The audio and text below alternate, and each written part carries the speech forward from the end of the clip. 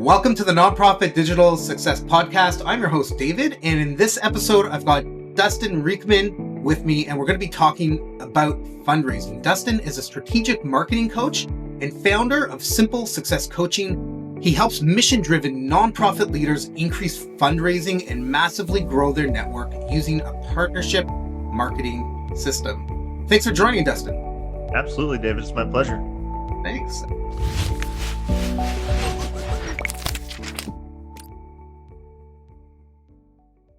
I'm curious, what's your story? How did you end up doing this type of work? Yeah, for sure. So my background's actually in engineering. I did engineering consulting for many years, taught at a university, I have 2 degrees in it. So it's pretty deep in that world. Basically got burnt out.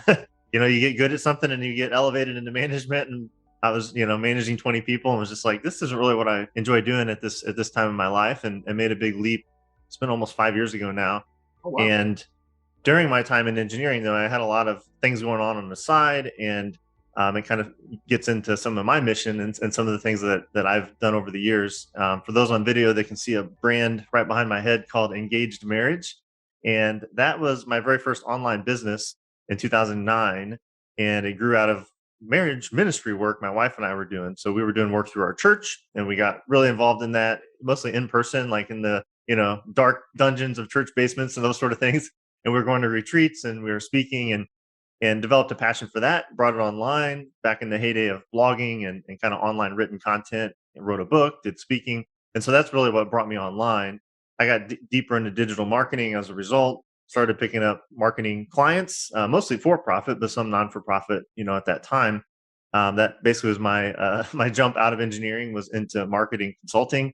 And since then, I've got a couple different businesses, all for profit on my side, but I have an e-commerce business from a partnership I developed through those marketing consulting jobs with a brand called Fire Creek Snacks. So it's an online e-commerce, craft protein snack. And then really in marketing that and a lot of the work I've been doing with clients, I developed this coaching business, Simple Success Coaching, that you mentioned. And so I have clients there that are both profit and non-for-profit. And I find that really works well, because there's a lot of lessons I've learned in the for-profit world that really help with non-for-profit, and vice versa.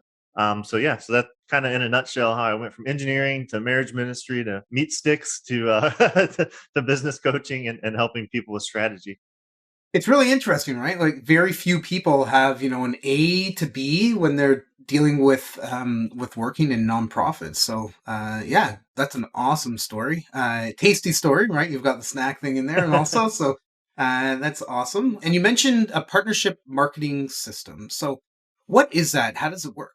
Yeah, so partnership marketing is kind of the umbrella term that I use. The simplest way to think about it is to get your nonprofit, your brand, your business, your personal, story in front of your target audience on other people's platforms. So it's podcast guesting. What we're doing right now is a perfect example of this. There are many other examples, and we can talk about, on a national maybe versus a local basis. This can vary, but certainly for something that has more of a national reach, like podcast guesting is a great example.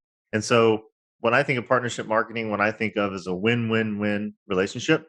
So for me as the guest, if I'm, on a board of a nonprofit and I'm wanting to talk about our mission and solicit fundraise funds, a great thing for me to do is to go get out in front of the people who care about that and share our story, teach about what we do, et cetera. So for me, the win would be exposure to my target audience. For you, David, in this case, you're the host. So you have this audience of people who listen and trust you. So for you, the win would be obviously getting good content, getting a fresh perspective, a great relationship, maybe that leads to referrals, and things like that in the future. So you have a vested interest as the audience owner. And of course, your audience should also get value, because they should be learning, they should be inspired, et cetera. So that's that win-win-win. And again, it can apply in lots of different ways, but podcast guesting is often the kind of the default case study I walk people through, because it's easy for people to understand. And I'm often talking about it on a podcast. So it's kind of an obvious thing for people listening. That's awesome. It's important for nonprofits to create relationships in their own network with other similar organizations, or organizations that are doing something different, that are in their maybe local kind of catchment area or regional district, so that they can, work together and create better and bigger and stronger bonds in the communities. Yeah, for sure. And again, for me, this grew out of actually the primary way that this developed for me as an actual system was with my Fire Creek brand, which again is I'm selling meat sticks, right? But the reason it works in that brand and for nonprofits is the story behind that brand is very mission driven. And we give money to charity, and it was developed because my business partners child developed a severe food allergy, and it really changed the way their family had to live. I have kids with gluten free or with gluten intolerances as well, so we've had to change the way that we choose food and eat. So because there's a reason behind it, there's a mission behind it. It works as a relational thing, right? If I was selling generic widgets and I didn't really care about them, I was just selling widgets. Like getting on a podcast as an example, or these other partnerships wouldn't be effective. So I think for anyone listening who either serves nonprofits or they are on a nonprofit, like my wife's on a nonprofit board, I've seen her, get in front of, she doesn't like to do public speaking, but she's so driven by the mission. She can't help but like educate people about what they do. And of course that generates, fundraising opportunities and other relationships. So yes, you use the word relationship. That's kind of, so there's the win-win-win. And then the other part of this that I think is a huge qualifier is it needs to be relationship driven and mission driven. Absolutely. And it comes through in people's passion, right? People don't work in nonprofits because it pays really, really well, Right. right? They're there because they're passionate about something. There's been something that affected either somebody they know or themselves or somebody in their family. And there's a reason that they're doing the work that they're doing in the organization that they're working at. And it's really important for mission driven leaders to really understand that they're not the only one that's passionate about it. The people that are working with them, the volunteers, the people that are donating to their causes, they're also passionate. Absolutely. Yeah, absolutely. I think, I'm sure we get into other stories. Like a story came to mind as you were describing that. I think what's unique on the nonprofit side is a lot of times they have assets or they have influence that they don't really appreciate. Like they don't realize how much influence they have or how much influence, their board members have in the local community, things like that. And this was a fairly recent thing in our community. I live in Southern Illinois, outside of St. Louis, in kind of a bedroom community, and we have a local organization, grassroots, and it's called Neighbors in Need, and it basically helps people when they're down and out. If there's a fire or if there's someone loses their job, it's a very local grassroots organization. And what I've noticed about them, and being around, I was at their gala, is like the people who get involved. A lot of that's heart centered, of course. Like people care, and I mean that's why we're involved. But what I've also noticed is they get a lot of really interesting help that would usually cost a lot of money. Like for promoting their gala, all of the marketing was done for free for a sponsorship, right? And I started thinking up through that, and I know the person who did it. And again, I don't want this to sound like it's driven with like a greedy intention. It's all well intentioned, but what the organization I don't think even recognizes is the reason these people want to help so much is to help the mission, but also because of the influence this organization has. Its board members are lawyers, professional service firm leaders, restaurant owners, musicians, all people who happen to be really good for profit clients for the sponsors that are doing this marketing for free. So, in other words, if I'm a marketer, like I see that as a really great opportunity for me. And that's partnership marketing, though. It's a win-win-win. Like it's a win for the organization to get free marketing for their gala so they can go make more money. But it's also a win for that marketing agency who maybe doesn't necessarily specialize in nonprofit work, but they see a pool of clients there on that board who, they just want to have a warm relationship. And I guess a good way, what I'm trying to say is like nonprofit leaders, executive directors and board members, think about the influence you have and what value you provide out into that business world in your community, because there's probably a lot of things you could leverage that you're not really taking credit for, that you guys have on in your ranks. Absolutely. Right. And I love that you keep talking about like this business side of things and the nonprofit side of things. And I've said it a few times on other podcasts, either whether I was a guest or on Nonprofit Digital Success. Organizations need to run themselves as if they were a business, right?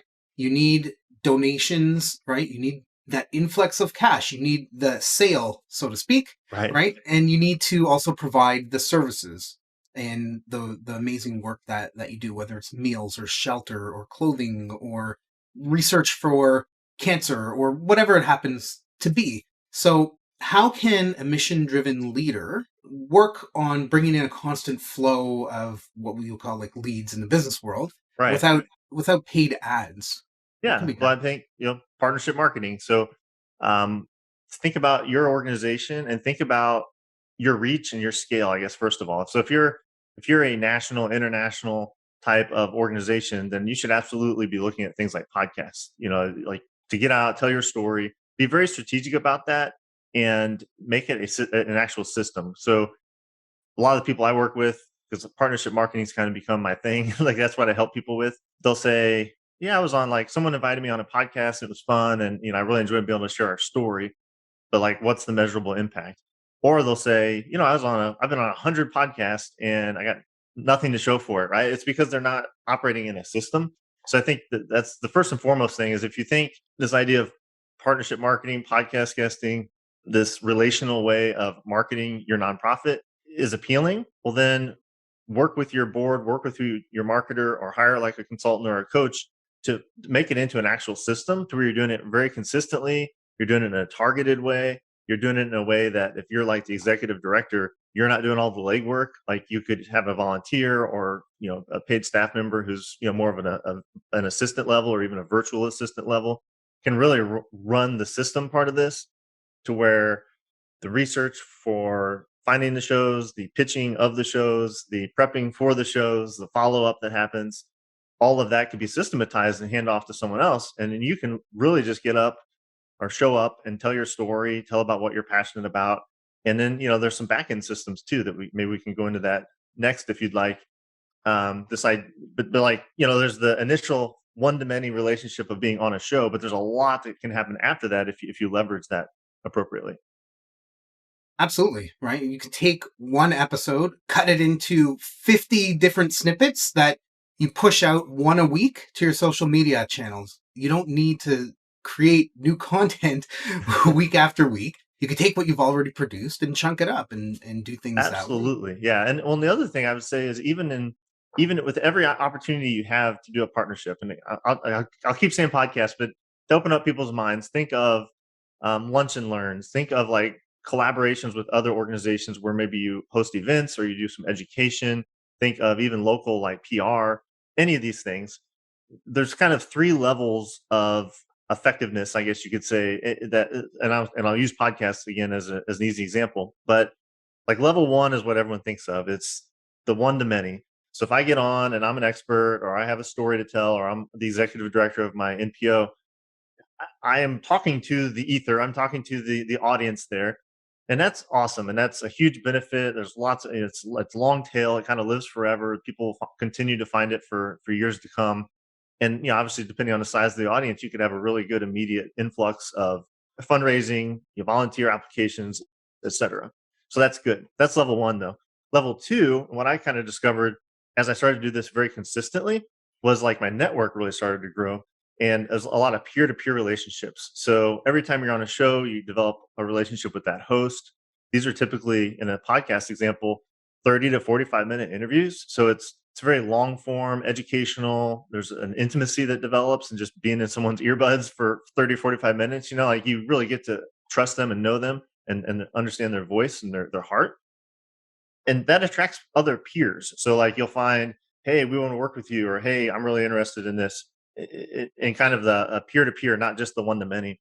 And then level three, where I think this kind of gets a little more ninja, like or the kind of the world I like to work in, is yeah, so ninja nonprofits here, is leveraging the I'll just call it the guest list of say a podcast. So if you're on a show that's like really speaking to your target audience, there's a very good chance that past guests would be great people for you to know. They could be potential board members, they could be potential major fundraisers, they could be other MPOs that would be good collaboration partners because you're working kind of you're speaking to a similar audience. And that goes backwards, all the past guests. And the really cool thing is it goes forward too. So all the future guests, right? So think about that. And so then what you can do is systematically with the help of an assistant is reach out to those people, develop a relationship with them. And you have a very warm reason to do so. You've got like instant credibility because like, hey, I was just on the same show. We should talk. Like I can see publicly what they talked about because there's show notes, right? So it becomes a very efficient way to find high level relationships. So in the for-profit world, we might call those like high ticket sales. If I'm a marketer and I work with e-commerce companies and I go speak on a podcast that's got a bunch of e-commerce company brand owners who have spoken on it. It's a really warm list for me to reach out to, introduce myself, and describe what I can do for them. Well, the same thing's true in a nonprofit, right? It's a different intention, but the same opportunity exists in that guest list. So that's my ninja strategy for the audience takeaway today. I think that's really insightful. You don't need to go out there and try to find people who have an interest in your organization already. You can go out and do some of this kind of like warm, I would call it like a warm, cold outreach, where you do have some kind of rapport already with the person to connect with them and have some initial conversations with them. Maybe to, if you were to look back at the history of guests that we've had on this podcast, maybe you can have a project with one of them and have some kind of strategic partnership with them where you can bring strategy in with somebody who does influencer marketing, let's say, right? So I think 100%. there's a lot of opportunity there for sure. Yeah. So like, and yours happens to be a marketing, oriented show. But for sure, if I like to serve nonprofits, I've got nonprofit clients, right? Well, maybe I go look in your guest list and there's someone who's a really, really good at SEO, search engine optimization. That's not what I do, but like they probably have clients who could use partnership marketing as a complement to what they do. And I probably have clients that need SEO work, and then we can become referral partners. So that's like a really easy, like direct example of this. But so if you're a nonprofit, I don't know, you can throw me an example if you want, but I'm thinking like, so say someone shares like a religious orientation, and that's a big part of the mission behind their nonprofit. So they're all Christian, for example. So I may have a Christian based organization that does XYZ, but there's these other guests on this podcast they're all Christian organizations that are doing, DEF and XYZ and ABC. Like they do different things, but don't you think there would be some opportunities to collaborate, some cross pollination of fundraisers or volunteers or skill sets, or like, hey, we work with this marketing agency, they've been really awesome to us, and or like we have this I don't know, bank that we work with, or this consultant that we work with, because you have a common interest just by virtue that you're on the same show. I think people miss that a lot. They think, again, I show up, I tell my story, and maybe I'll get a couple people that hit the website and give me a PayPal donation, and that can very well make it worthwhile. But thinking more strategically and creatively about the opportunities you're opening up, I think you can get a lot. You can get a lot more out of each of these partnerships. 100%. So just moving along a little bit, before the show, you mentioned this incredible story of leveraging a LinkedIn message and turning that into a $550,000 purchase from your snack business. What are some lessons learned that could be maybe applied in the MPO world? Yeah, absolutely. And so again, it's a very for-profit example, but the exact same thing happens for non-for-profits. And really, I'll tell the story, but when people are hearing this, think about it in the context of planting seeds. So it's kind of this planting and reaping thing. It's kind of that level two that I was talking about earlier. You tell your story, you don't really know exactly where these seeds that you're planting by telling your story in different places, where those might reap benefits later. But in my case, this was right during the start of COVID. Our snack business had kind of changed dramatically overnight because we were focused on brick and mortar retail sales, and they weren't happening. So I was like, you know what, we need new ways. We didn't want to be dependent on like Facebook ads and some of the things again that nonprofits also deal with, and trying to get their message out and find fundraising. Just so think of me, this is a fundraising exercise versus selling my snacks. But I reached out on LinkedIn to someone who was basically lamenting the fact that their whole business model had turned upside down overnight because they sold better for you snacks to corporations, and they were selling them to their break room. And now there was no one working in the office. Now they had to sell them to their individual homes. And it was like this massive undertaking. And so I was just kind of sympathetic or empathetic. And I said, hey, I'd love to send you some of our snacks. I know you're into snacks. I had, really no strings attached at all. And he wrote back in like 2 weeks, and after he accepted the offer, and said, these were fantastic. This is one of the best, teriyaki sticks I've ever had. And I was like, cool.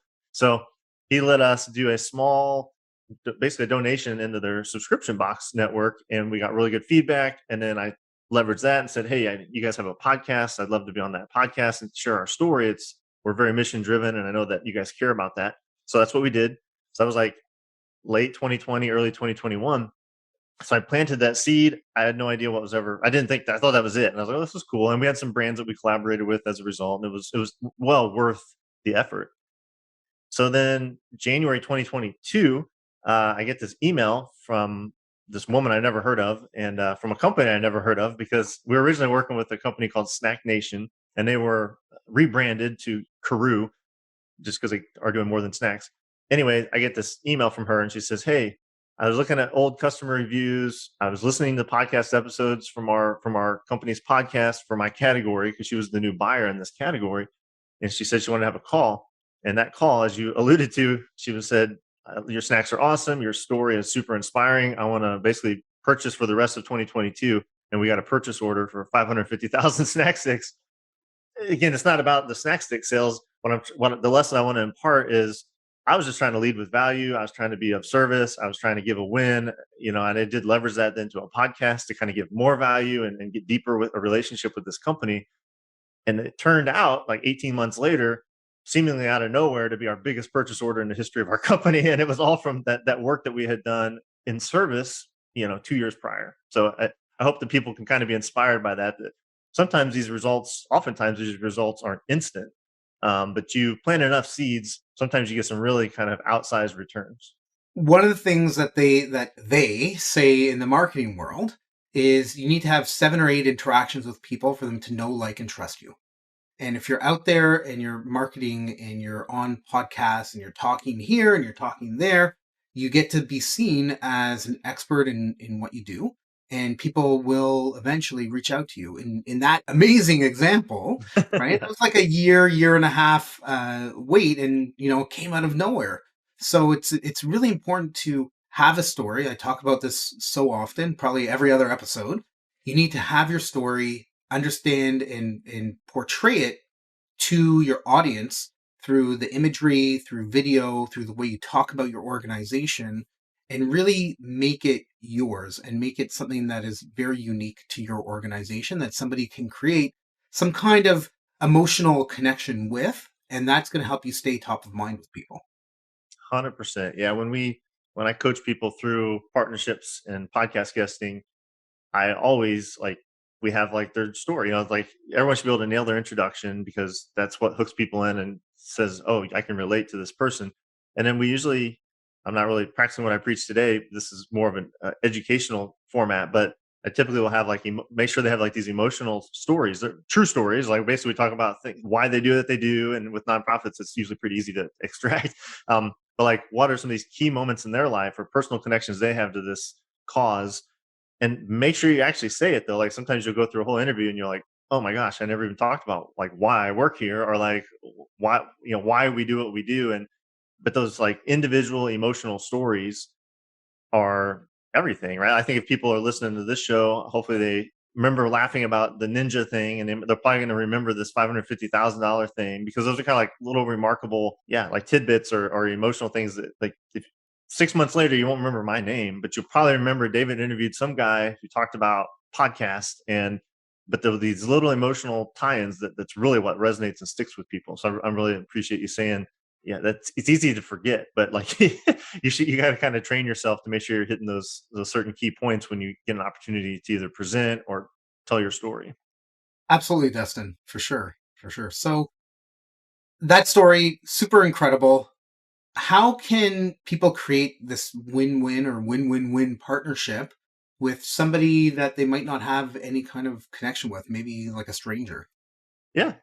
Yes. I mean, first of all, if you can almost always find a way to make them not a total stranger, right? Like find a commonality. So, and where this comes up a lot is in the initial, I'll say pitch. That sounds very for profit, but the initial connection, right? So, for example, let's say I'm a nonprofit executive director. I'm in my fundraising season, and I really want to go talk to, uh, I don't know, I'm any example. Give me an example. I don't know, David. You work with a lot of nonprofits, like it's some kind of Uh, industry or something, and we'll run with it. okay, so you're executive director and you want to talk with somebody who's head of healthcare marketing for pharmaceutical. Okay, cool. So healthcare marketing, those are my kind of my targets. Let's just use this podcast guest thing just to keep running that one. Sure. Um, so let's say I find a show that has interviewed, some healthcare marketers, some healthcare marketing executives, and I'm like, man, this woman Jill, I listened to her story. I know she would really resonate with me, but like she doesn't know me at all, right? So how do you develop a relationship with someone who's a total stranger? Well, we have the benefit today of social media, of the disbenefit sometimes, but we have social media, we have Google, we have LinkedIn. There's very likely some commonality you can find with her, and it could obviously be you're in the same industry, you have a similar mission, and in this case, it would be as easy as to say, Jill, I listened to your episode, and these three things like really resonated with me, and I took the first one already, and I took it back to my organization. We're implementing it. Like you've been so helpful to me. So the way that this usually comes out for me, I call it like a perfect pitch email template. But again, think of it in any of these contexts. Like, how do you start a conversation and develop a relationship with a stranger? Well, the first thing you have to do, and I do this in email format, is what we call relational anchors, which is what are some kind of commonality? What's some way I can show you I'm not just some weirdo stranger from the internet who's like trying to reach out and stalk you, but that I actually like have an understanding of who you are. I have you offered me like value and I'm flattering you. Frankly, is you want to start kind of flattery. So if I was pitching David for his podcast, I would make sure I'm familiar with this podcast. I'd make sure to reference like a previous episode that I got legitimate value from, that I learned something specific from. I'd tell him what I learned, and I would say, you're a really good interviewer. Like, I love the mission behind what you do. So, you're going to open that email, you're going to read it, and you're going to start to like trust me. And then I'm going to offer you value. So in the healthcare example, so, hey, you really helped me by imparting your wisdom through this podcast episode I found you on. So what's my ask, but my ask, I'm not leading with the win for me. I want to lead with the win for a win for her in this example. So, hey, when you were talking, I noticed you mentioned this about your child or whatever, like, I want to let you know that I've had a similar experience and I found this resource to be super helpful. And then, I hope we can connect soon. So don't ask for anything in that first contact. So you establish rapport, you establish some relational anchors, you lead with a win, and then you have a call to action of some sort, like, please let me know if you'd be interested in hopping on a call. Let me know if you'd be interested in learning more about my story and how it could benefit your audience and your example. So is that helpful? This is just kind of like nuanced warm up, but you can use some publicly available information to make it. That's kind of the art and science behind it, right? Like, you don't want to get too specific, or it might seem creepy, but you want to at least show that you want to show an interest in them and the fact that you do value what they've been able to share in their industry. 100%. I cannot tell you how many messages I get a week on LinkedIn saying, hey, I see you're in marketing for nonprofits. I have this product I want to sell you. Or right? let's book a call this week. I'm like, who are you? Yeah. Right. Block. Right. That's what happens. But if they reached out and they said, David, like, I also serve nonprofits. I can't wait I really liked XYZ episode of your podcast. Look forward to connecting here. You're going to be like, cool, thanks for the compliment. And then maybe they come back and give you some win. They say, I noticed on your about page, there's a typo, like, I was just looking at your website. I wanted to let you know about this. Oh, wow. Okay. So they offered you some small value. Well, now if they say, yeah, like, I have this white paper, or like, I'd love to talk for 15 minutes. I have an idea that might help your company. You're going to be a lot more open to it, but people don't do that. I get pitched 10 times a day also between email and LinkedIn, because I have a couple different businesses. So I have lots of job titles that people are targeting, and they hit me with these cold pitches that are just horrible. And I like never accept any of them. I always wonder, like, who is accepting this stuff? Something has to stick at some point, otherwise people wouldn't do it. And it feels so impersonal. It's like I'm just another number. Right. And I want to, when I do this outreach, like what you're saying, I want to have some kind of connection with the person, right? Like, from my agency, we are a for-profit agency. We service nonprofits, but yep. I want to have a connection with somebody. I want to be able to, feel like the vibe with somebody and get to know them and whatnot. And I want somebody to do, like, reciprocate. If you are listening to this episode and you want to market to me in some way, build a connection with me first. Like let's have some kind of conversation before you're like, hey, I want to sell you this, right? Like it's not going to work. Everybody, I can see through it because I try to avoid that type of thing, right? And it's important. I think everybody, like, your visceral reaction to something really tells a lot. Yep. Yep. And this is, it doesn't come natural to everyone. And that's why we help people with it, because it happens to me kind of my, one of the gifts I've been given is like this ability to connect, and even in an initial cold way, to do it in a way that's more warm. It takes work and it takes effort, which is why no one else wants to do it. But it's well worth it. I mean, it makes all the difference in the world, and it really gets a relationship off on the right foot as well. So, do you have any tidbits or tactics that people can use to grow their network like fast? And like, what results have you seen? Obviously, you've seen some really great results, but what are some of the results you've seen in nonprofits from building relationships online?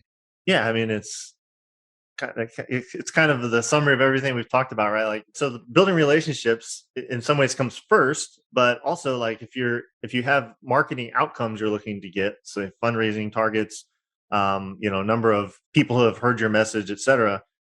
And this is the real, I'm going to say this really slow, but like, when you do that right, then really good, valuable long-term relationships should result. So if you're treating your partnership marketing or your outreach efforts like as a transaction, like, I got 5 podcasts I'm gonna get on this week, got to get done with those, you're going to get like 10% of the value, because you're not going to follow up, you're not going to do the things we talked about earlier, but like seeing where else I can leverage, the impact I've had with this show. What should the host and I talk about as a follow up?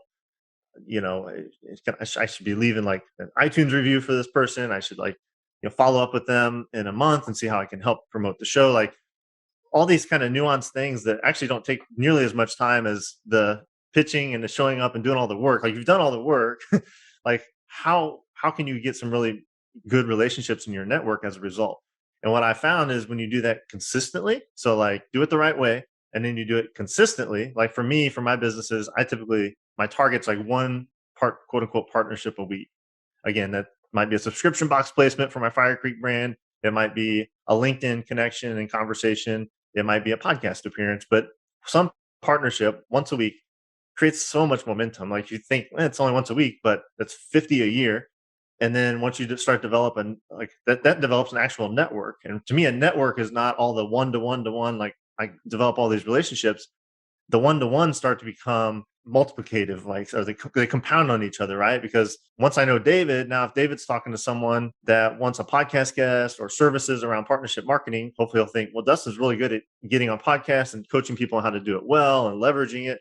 Like, I'm going to be top of mind. Now I become a referral source, and vice versa. Now David has me in his network. So when I think of nonprofit, agencies that do the website work and the things that David do, that now he's in my network. So I think people think of networking sometimes as like going to events and sharing business cards, and that's fine. But we have these online tools to do not only the one to many, but then again, if you do it smart, to develop really important peer to peer relationships. 100%. And I think that's really key to not just growing your nonprofit, but growing any kind of business. You need to create relationships, you need to be out there. It's not necessarily for everybody. Not everybody is comfortable being out there. And I feel that it's important for people to be pushed a little bit outside of their comfort zone. That's how we grow as people. That's how we build our new skill sets and get comfortable with things. I was super hesitant before I started this podcast. Not this episode, but a year and a half ago, and it's turned out pretty well. So I think it has, but I'm a little biased. So, if you had, I guess, 3 quick wins or 2 quick wins that a nonprofit can do to leverage LinkedIn, let's say, what would you say those quick wins could be? I mean, I think on LinkedIn, one of the cool things about it is the filtering aspect. Like, you could find, if you use all their filters, so at the top you do a search. So, kind of depending on who you're wanting to reach, you can do it very regionally. You can do it by job title. You can do it by company size, etc. So that's one of the main things about LinkedIn, I think, makes it so powerful, is filter down to like the smallest degree. Like, find someone in your community, even if you're a national charity, like, find someone in your county or your city, maybe find 10 people on there, do what we talked about earlier. Like, don't just send them a cold pitch email. Like, I'm with some organization, I want something from you. But like in that case, you've instantly got a relationship anchor. You can say, hey, I see we're both in Edwardsville and we're both in this space, whatever your nonprofit's about.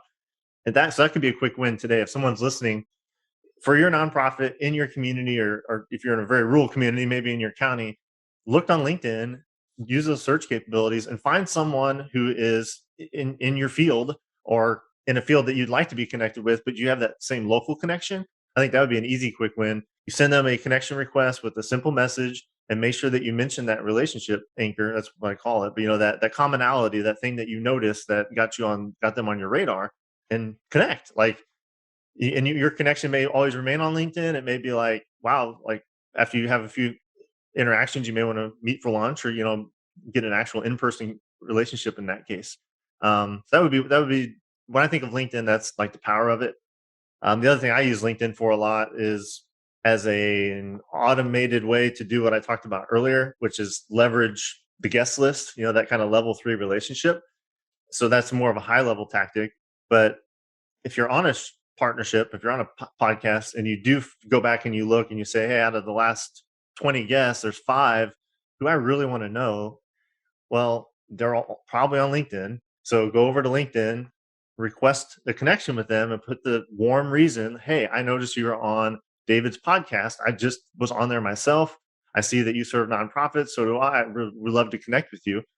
Then when they connect, then offer them a win, do something you can do for them, some introduction you can make for them. If you've been on 5 podcasts and they haven't really been on any, give them your tips for how you got on those shows, or make an introduction to a host that you think they would be a good guest on. But like, lead with a win. And then the law of reciprocity will take over and they're going to like, how can I help you? Like, you've been really helpful to me. So anyway, I talk forever about this, obviously, but when I think of LinkedIn, I think of like the filtering, and I think of the fact that almost anyone in the business nonprofit space has a LinkedIn, and it tells you a lot about them and their history. Like, it's really easy to find some commonality, some reason to connect that makes you not a weirdo from the internet. It gives you a legitimate reason to reach out. Okay, so you heard it here right from Dustin. Don't be an internet weirdo. Absolutely. That's your number one takeaway from today's show. Dustin, these have been some amazing insights, and I hope that the people listening have been able to get some great advice and pointers from you today. I want to challenge everybody listening to this episode to go on LinkedIn and connect with 2 people using the techniques that Dustin has mentioned. And remember, follow his formula with it and come back. Go to nonprofitdigitalsuccess.com, find this episode, leave a comment, let us know how that worked for you, and super excited to hear your story. But Dustin, if somebody wanted to get in touch with you, what do they need to do? Well, they can find me on LinkedIn. I have a very unique last name that you did a beautiful job pronouncing, but it's Dustin Riechmann. It's Riechmann. So if someone goes on LinkedIn, absolutely connect with me. Let me know you heard me on this show, and I will know you're not a weirdo from the internet, and we can be connected on there. But yeah, the simplest thing for anyone to remember going away is simplesuccesscoaching.com. That's my coaching business, where I help people with strategy. I help people with nonprofit fundraising. But my number one, as we talked about a lot today, my number one thing is partnership marketing. And specifically, I really help people do well on podcasts. And so I'd love to strategize around that. I do a free strategy session for people who hear me on podcast. So you can go to my website. It's a big orange button. You just click that and we'll hop on a call. If you're like, this is really cool and I want to dig in a little deeper, I do have a partnership marketing blueprint for free. That's simplesuccesscoaching.com/partner. And you can download that. It's actually a video series that will walk you through kind of my framework for how I approach these things. So hopefully that'll be helpful to your audience. Yeah, and that framework, it's a 4-step framework. It's not like 35 steps. Yeah, it's pretty simple. Of researching and figuring stuff out. Dustin really kind of simplifies it down and makes it easy for you to implement in your personal life, in your business life, and allow you to get to where you want to be. So thanks again so much for joining in, Dustin. It's been great having you on the Nonprofit Digital Success Podcast.